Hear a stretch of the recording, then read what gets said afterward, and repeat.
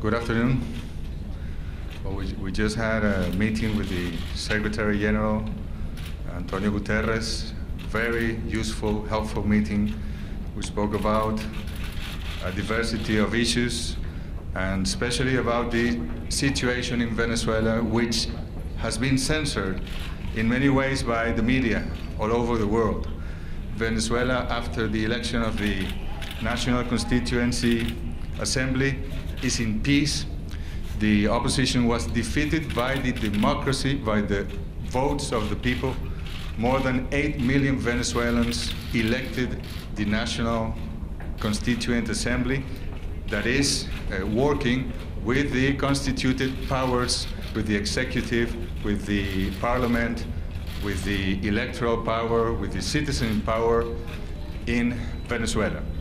We spoke also about the threats that the United States, its president, we spoke about these threats in the House, in the headquarters of the international law, in the headquarters of the peace for the world, and how absurd, hostile are the military or the threat of the use of the force against a peaceful nation as Venezuela, in a peaceful region as Latin America and the Caribbean.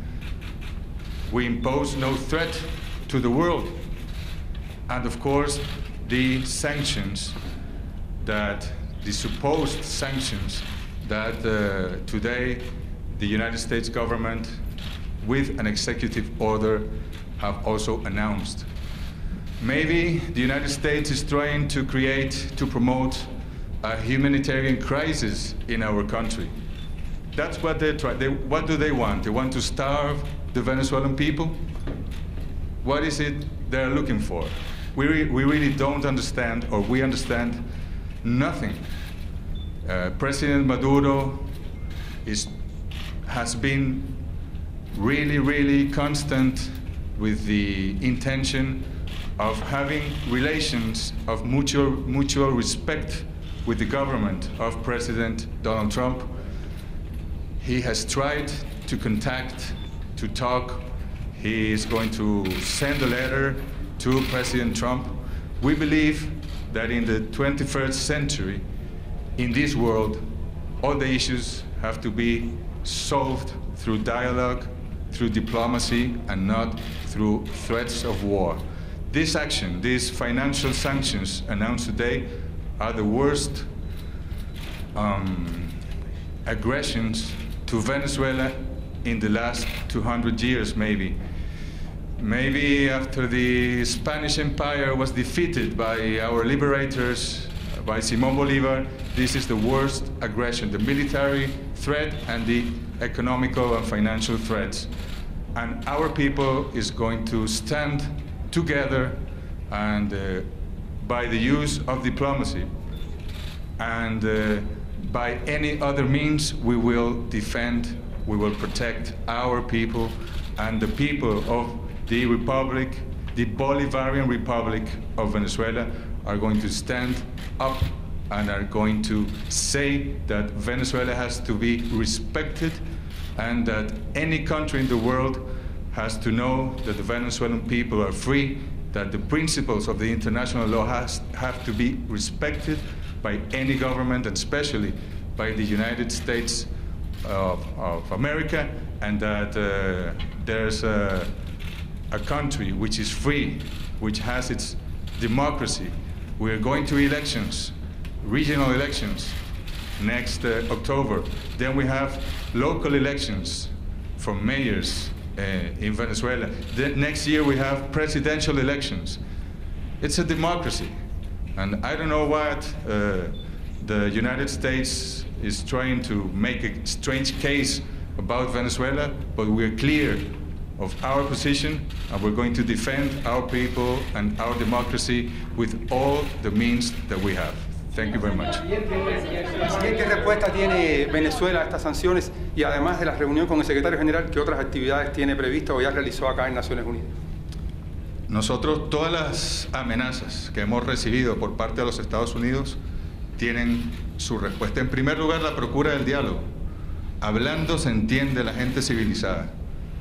La imposición de sanciones o la pretendida imposición de sanciones, como también las amenazas militares, corresponden a la política no civilizada. Estamos en la casa de las leyes, del derecho internacional, de los principios elementales de la Carta de las Naciones Unidas, del respeto a la soberanía de los pueblos, de la no injerencia, de la no intromisión. Y no puede Naciones Unidas, y se lo decíamos a su secretario general, quedarse de brazos cruzados y no condenar estas acciones. Nosotros, no solo al secretario general, también a la Asamblea General de Naciones Unidas, le solicitaremos tomar posición sobre estas amenazas insólitas, anacrónicas, hostiles, inamistosas, que nosotros no podemos aceptar bajo ningún respecto. Otras actividades que vamos a hacer, reuniones con los embajadores de los países no alineados, del movimiento de países no alineados, del ALBA, de países africanos y algunas bilaterales que vamos a tener también en la diplomacia bolivariana de paz que tanto el comandante Hugo Chávez como el presidente Maduro han forjado a lo largo de los últimos años. Estados Unidos está cerrando el grifo de la financiación internacional. ¿Qué alternativas tienen para captar liquidez y así poder seguir operando? Nosotros estamos estudiando, esta orden ejecutiva acaba de ser emitida y todos nuestros especialistas están estudiándola para dar las respuestas y proteger a nuestro pueblo. No va Estados Unidos a provocar una crisis humanitaria en Venezuela. En días pasados. Are you extending a hand in peace to President Obama? Are you trying to make up? I mean, you're President Trump. President Trump. He's your president. I'm sorry. Sorry for that. We have always extended since President Clinton, President Bush, President Obama, and President Trump. We have always extended not only our hands, our arms, our souls to have relations of mutual respect with Venezuela and with the rest of the world. El secretario general de Naciones Unidas en días pasados criticó se puede decir, las intenciones de Estados Unidos de una intervención militar en Venezuela. Usted tuvo la reunión el día de hoy con el secretario general. ¿Cuál fue la posición al respecto? ¿Hablaron sobre el tema? ¿Qué va a hacer Naciones Unidas para restablecer, como ha pedido el secretario general, el diálogo entre el gobierno y la oposición? El secretario general efectivamente condenó, como lo hicieron incluso los países que visitó el vicepresidente de Estados Unidos, Mike Pence, que son países que tienen diferencias con Venezuela en la región y sin embargo Colombia, Panamá, Chile, claramente le dijeron al vicepresidente de Estados Unidos que las intervenciones y amenazas de uso de la fuerza en la región latinoamericana y caribeña no tienen cabida en el siglo XXI. Y sabemos que el secretario general también está analizando estas decisiones que acaba de tomar el gobierno del presidente Donald Trump y sabemos que él va a acompañar la paz, que él va a acompañar la solución pacífica de cualquier controversia que exista y que por supuesto va a proteger al pueblo venezolano desde la Casa de la Paz, que son las Naciones Unidas.